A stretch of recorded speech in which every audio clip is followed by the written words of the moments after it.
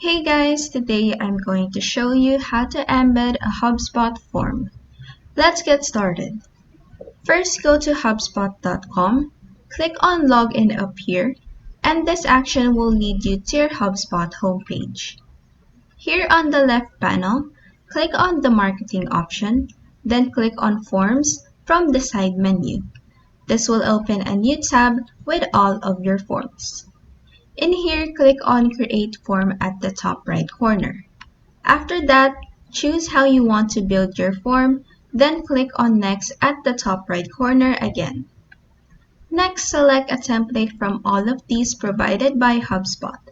After picking a template, design your form based on your preferences using the tools made available to you by HubSpot on the left panel. Once you're done, click on the Review and Update option up here, which will open this sidebar. Then just click on Update down here. This pop-up will appear, asking how you want to embed your form. You may choose to click on Get Embed Code in the middle. Copy the code provided for you below by clicking on Copy down here.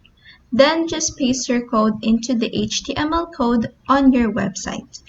And that is how you can embed your HubSpot form. If this video helped you, please like and subscribe for more helpful tutorials.